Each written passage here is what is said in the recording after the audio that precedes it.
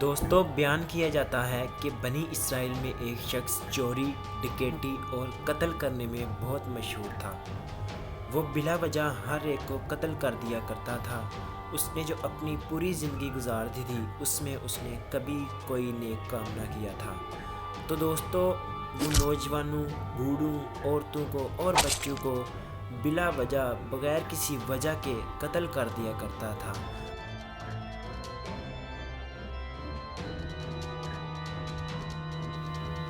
لوگ اس شخص سے کافی پریشان تھے اور سہمے ہوئے تھے، کیونکہ کوئی بھی اگر اس کے سامنے چھوٹی سی بھی بات کرتا یا اس کو برا بھلا کہتا تو وہ اسی بات پہ اس کو قتل کر دیا کرتا تھا۔ تو دوستو کرتے کرتے اس آدمی نے 99 قتل کر دیے۔ تو دوستو ایک دن وہ بیٹھا کسی اور کو قتل کرنے کی تلاش میں تھا کہ اچانک اس کے دل میں احساس پیدا ہوا کہ آخر کار میں نے بھی تو اللہ تعالیٰ کی بارگاہ میں ایک دن پیش ہونا ہے، اور میں کیا منہ لے کر اللہ تعالیٰ کی بارگاہ میں پیش ہوں گا، کیونکہ میں نے کوئی اچھا کام نہیں کیا، زندگی میں کوئی اچھا کام نہیں کیا۔ میں نے ساری عمر لوگوں کو لوٹا ہے اور لوگوں کو قتل کیا ہے، تو لہٰذا اس نے توبہ کرنے کا ارادہ بنایا۔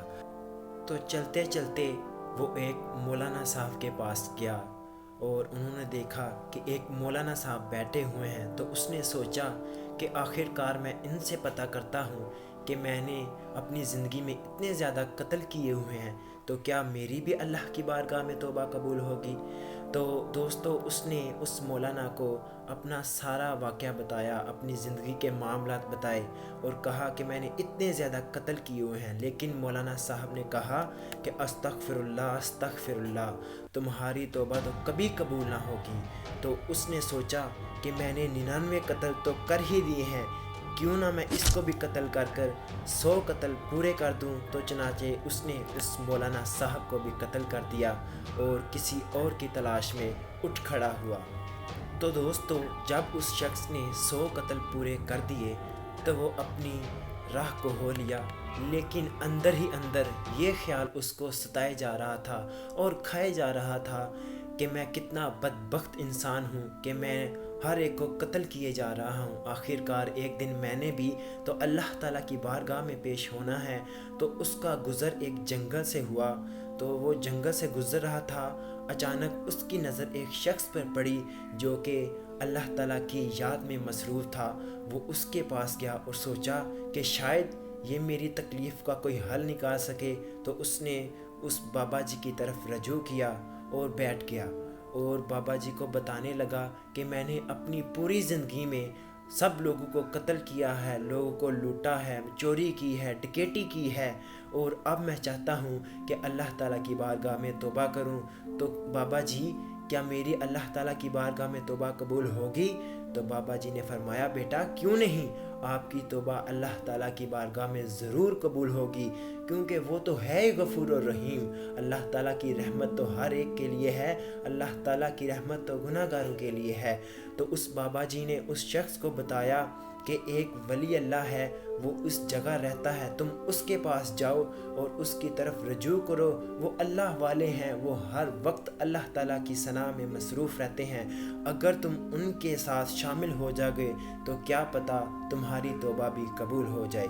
تو اس شخص نے اس بابا جی کا شکریہ ادا کیا اور ان ولی اللہ کی طرف چل دیا جس کا بابا جی نے ان کو بتایا۔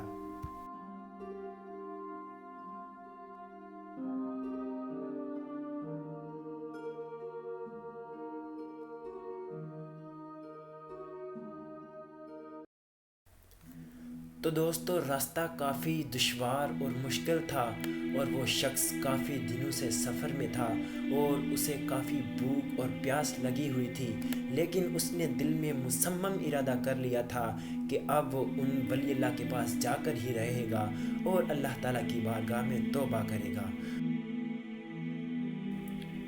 اس شخص کو رستے میں کافی دشواریوں اور مشکلوں کا سامنا کرنا پڑا، وہ رستے میں کافی دفعہ گرا، اور لیکن اس نے پورا ارادہ کیا ہوا تھا کہ وہ اب اس ولی اللہ کے پاس جا کر ہی رہے گا، کیونکہ اگر انسان سچے دل سے توبہ کرنے کا ارادہ کر لیتا ہے تو دنیا کی کوئی دشواری بھی اسے اس توبہ کرنے سے روک نہیں سکتی۔ تو لہٰذا اس نے دیکھا کہ اب میری منزل تھوڑی ہی دور رہ گئی ہے، تو وہ پھر چل دیا اور اپنا سفر اس نے جاری رکھا۔ چونکہ دوستو وہ کافی دنوں سے سفر میں تھا، تو لہٰذا اس کی طبیعت آہستہ آہستہ خراب ہونے لگی۔ وہ کافی دنوں سے بھوکا پیاسا تھا، تو اچانک اس نے درد محسوس کیا اور وہ نیچے زمین پر گر پڑا۔ اس نے اللہ تعالیٰ کی بارگاہ میں ایک سجدہ کیا اور وہاں پر ملک الموت آن پہنچا اور اس کی روح قبض کر لی۔ تو دوستو وہاں پر معاملہ اس شخص کی روح کا اٹھ کھڑا ہوا۔ ایک طرف رحمت کے فرشتے آ گئے اور دوسری طرف جہنم کے فرشتے آ گئے۔ دونوں نے یہ دعویٰ کرنا شروع کر دیا کہ یہ روح ہماری ہے۔ تو پھر اللہ تعالیٰ نے ایک فرشتے کو انسان کی شکل میں وہاں بھیجا اور اس نے یہ فیصلہ کیا کہ اگر اس شخص کا جسم اس جگہ کے زیادہ قریب ہے جہاں سے وہ آیا ہے تو اس کو جہنم کے فرشتے لے جائیں، لیکن اگر اس شخص کا جسم اس جگہ کے زیادہ قریب ہے جہاں وہ جا رہا تھا تو اس کو رحمت کے فرشتے لے جائیں۔ تو دوستو وہ جگہ زیادہ تھی جہاں سے وہ آیا تھا، تو لیکن اللہ تعالیٰ کی ذات نے زمین کو حکم دیا کہ سکڑ جا، تو وہ فاصلہ کم ہو گیا جہاں پر وہ جا رہا تھا، تو لہٰذا اسے رحمت کے فرشتے لے گئے۔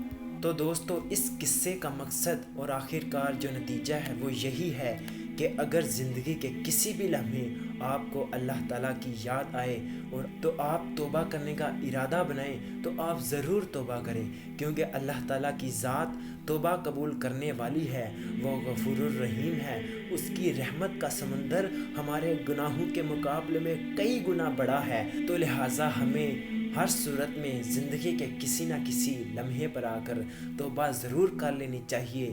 اور اسی کے ساتھ محسن رسول کو اور میری ٹیم کو دیں اجازت۔ اللہ حافظ۔